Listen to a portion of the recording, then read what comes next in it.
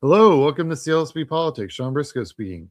So, as promised yesterday, I have the youngest candidate running in Texas, probably the country. Don't know that. We haven't done that. We haven't dug that deep yet. But he is a college student. He's running for Justice of the Peace Precinct 4 up in Collin County. For those of you that you don't know, Collin County is north of Dallas, and it is the point of the spear when it comes to the Democratic push into Texas. So here we go. Welcome, Eli Worthy. How are you doing? I'm doing very well. How are you doing? Doing all right. We've had this conversation before. We did the introduction about a month ago, I think, and so what's going on? First, quick, just tell everyone who you are, what you're running for. Let everybody know what's going on. Will do. Thank you. Well, my name is Eli Worthy. I am 18 years old and the youngest candidate running in Texas. And I'm running for the Justice of the Peace in Precinct 4 of Collin County. Now, a lot of people don't know what a Justice of the Peace is. And I'm here to tell you what it is. So don't worry. So it's over three main things. And the first one is truancy court. So when a child doesn't go to school, they get a truancy letter and have to show up to court and explain why and possibly face consequences if it's been long enough. The second one is any civil cases under $20,000. So that encompasses evictions, traffic violations, small claims court, anything of that nature. And the third one is marriages. They can marry anyone that walks in the court and says, "Hey, I want to be married." So those three things are what they encompass. And it is a very important position, one that tends to be overlooked, especially because it's on the last one on the ballot. And when you vote, you go from the top and you're like, oh, yeah, I know who the Senate people are. I know who the governor candidates are. But you go all the way down, you may not know who the Justice of the Peace is. But if you get in trouble, the JP is the first one that you will be talking to because they're the first entrance into the court system. Once you go past them, then you start getting into the higher courts. But the JP is the very first one that you go into. So it's very important that we have someone that is, adept to caring about the constituents and caring about the people that walk into that court. Because if you don't, you get a bunch of people that aren't taken care of in the society. And that, I think that's a problem. So where are you calling us from today? Well, right now I'm at UTD. I go to the University of Texas at Dallas for business administration. And this is a room that I acquired because my dorm room isn't very soundproof, and this is. So excuse the orange background. That's one of our school colors. Um, it's a massive classroom actually. So I'm standing next to the whiteboard, but I'm looking out at a bunch of tables and desks and everything. Very cool, very cool. Well, so what's your race? I know you're the nominee, right? You're going to Yes. November. You're not even worried about this March 3rd thing that everyone else is freaking out about. And it is you got a front row seat to that too, don't you? You're going to I all the do. events, correct? Yes. Yes. Yeah, and you've seen every candidate at this point. I Yeah. know you've been canvassing for Jasmine Crockett because I was standing next to you. I think I Yep. handed you a T-shirt and door hangers. Yep. So I know where you are on that. Who are the other candidates that you found that in your journey that you've actually really enjoyed meeting? Well, I think one definitely has to be Evan Hunt. Evan Hunt is running for the congressional district in Congressional District 3, so that's the House of Representatives, the U.S. House of Representatives, and he is just a light that I can come to with any of my problems or issues. As I said, I'm 18, and this is kind of a learning curve that I'm getting over. Is what can I say? What can I not say? What is the move? How do I campaign? How do I do any of this stuff? Because I've never done this before, and he has been someone that has helped mentor me into Eli. This is kind of how the things work. This is how you do things, and I've been able to kind of go along and see what really happens behind the curtain and what really is the way to do some of these things like canvassing. Yep. That's the canvassing and knocking on doors. So just for all of you that don't know, Eli got himself on the ballot by getting signatures. How many doors did you knock on to get your signatures? You needed 500, correct? Yes, I needed 500 signatures, and I knocked on 1,100 doors. And how many? So was that just you, or did you have some help? Yeah, that was just me in 3 Uh, weeks during my college finals, and I was driving about 30 minutes back and forth from UTD to my house so that I can flyer. I mean, I could knock on doors, and I knocked on every door. I knocked on people who didn't agree with me, who did agree with me, who hated me, who wanted me to die, who loved me, who wanted me to succeed, and it was the whole spectrum I got to just witness firsthand, and the day whole one, reason, practically. yeah, yeah, the whole reason why I did that was to gauge the interest of whether the people would actually want a young person running for a position, whether they would actually want to have an 18-year-old be their JP. Right. And you're so yeah, so you because you didn't really just target Democrats, you just went to the general voter universe in the Yeah. precinct around the precinct that you, in full disclosure, he's not quite the novice canvasser that he's playing off to be. Um, he was a Boy Scout. I guess once a Boy Scout, always a Boy Scout. I also was a Boy Scout. Yeah. But he sold mulch door to door in his community so for Hmm. years. So I Hmm. figure if you can pull that off, that was the first thing you told me when you're because full disclosure, I helped him build out his list.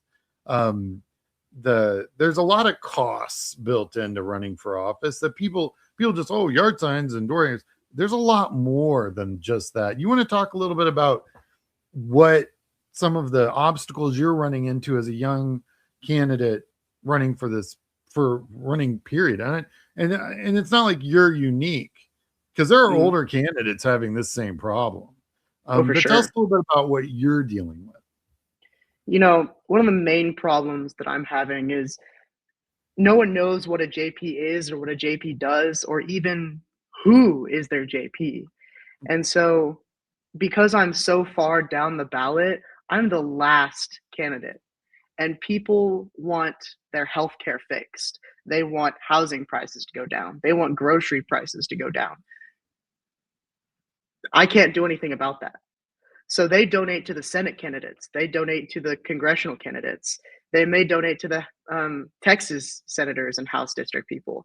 But me, they don't because they don't see a value in me. And I understand that to an extent. But the laws that are being made in Congress need to be implemented. And the people that implement them are people like me, people like the JPs, people like the county judges, people like all of the commissioners court. All of those other people are in charge of implementing those changes. So if you need to see changes, you need those people in those offices that are willing to help you out. So what are some of the big cost hurdles that you're running into? Well, a lot of the people that I'm talking to, in order to knock on doors, they want me to buy a program called VAN. And VAN is the Democratic voter database for the country. So when you're knocking on a door, you are knocking on the people who have voted in a Democratic election or primary or whatever. And you know who they are, how many times they voted in a primary or in a Democratic election, and all of those things. So when you knock at the door, you know which doors to hit, which doors to avoid, and you don't just run into you should die because I'm just running for a position. And for that, even as a position so low on the ballot, it costs about $2,000. And when I'm a college student, when I am running for justice of the peace, it's very hard to even get $2,000, let alone try and get van and yard signs and road signs and literature and door hangers and all the other things that you need in order to run a campaign. Facts. That's you nailed it. If I had a nickel for every candidate I've had this conversation with, it'd be a rich man. Oh, I Um, bet. to give you $2,000 for your van. And also, do you have campaign finance limits? Is there a maximum amount donated? No, I didn't think so. Yeah, Texas no. doesn't really have that. That's not what we do. Cool. Yeah. So if you're watching this and I'll put the link to his website and his Act Blue on the description of this video. If you would like to help the youngest candidate in Texas running, $5 gets him, that's like 30 doors almost for door hanging. Yeah. But you're right. You're going to need van, and that's a huge hurdle. So Right. any of you guys out there in the CLSB political world that watch my shows, if you're looking to make a difference in a young candidate's life, here's an opportunity. So tell us about your race. Who are you running against and what's going on? Because I've heard some stuff and it's pretty nuts. Yeah, for sure. So I don't have a primary opponent. So I am the Democratic nominee for the general election in November. Congratulations. So thank you very much. So I have nobody to kind of contest me in the primary. The Republicans, however, have 3 candidates in their primary. One of which is the incumbent, who is 78 years old and he went to high school when Lyndon B. Johnson was president. And as a JP, you need to really relate to your people and relate to the high school students who are coming in when they're truant. And I'm 18. I know what it's like to be a high school student in this day and age. I can relate to them. So there's the incumbent. The next one, his name is, he lied about his address to get on the ballot. He doesn't live in my precinct. He lives in precinct 1 of Collin County. But he lied about his address. So he's on the ballot because the GOP chair didn't check. He's also the vice chair of the GOP in Collin County and stole the donor list from every other candidate and emailed all the donors before anybody else could. So he has all the money. The third candidate, he is a traffic court lawyer with his own law firm in Frisco in my precinct, and the JP is over traffic court. So if he's the JP, he can hire his own law firm. No conflict there at all. Right, which is a conflict of interest. So I am the only one who is mature enough to really do any of the things that the JP is over, because they're fighting it out in court.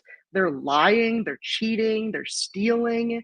And I'm the only one that is running a clean race, that is actually trying to do good in my community. And I think that sets me apart from them. I think so too. Also, apparently they've set the bar pretty low. So, Yeah. I mean, Yeah. If you don't live in the district and you're lying and you're cheating, and also if that guy was vice chair of the party, he knew better. Oh yeah, for sure. There's just like no question. So that's wild. So yeah, so when you do get the question, and I know I've seen you get it, about experience and what is your best answer to that? A lot of people tell me that I have no experience, and they're not talking about I have no experience in the relation to JP. They're talking about that I have no life experience. And you may be onto something, but I am an Eagle Scout. I'm a black belt in Kung Fu. I'm a high school graduate, and I'm going to college right now. I don't think anyone is experiencing life right now more than I am, because I am 18. I have to experience what all of these presidents have been pushing towards the Generation Z for years. All of these things that are coming down on the younger generations, I will have to live through. And I am living through it. Because how am I supposed to afford to buy a house? How am I supposed to afford to live on my own? How am I supposed to do any of those things? I can't, unless I decide to make a change. And the only way that's going to happen is if I win this position and I'm able to do something about it. Because my generation is the future. And everyone wants to say that we want a young person to run. We want a young person to run. We want a young person, not all these old people. Well, here's your chance. Here is your opportunity, because I am the youngest person running. Literally. And you can help me. Any one of you can help me. Even if you go to my Facebook or at Worthy for JP and you share any of my posts, even that, anything helps. And the experience that I have, clearly the Republicans who have this so-called experience aren't mature enough to handle it. So I think we need to elect a young person to fix some things around here.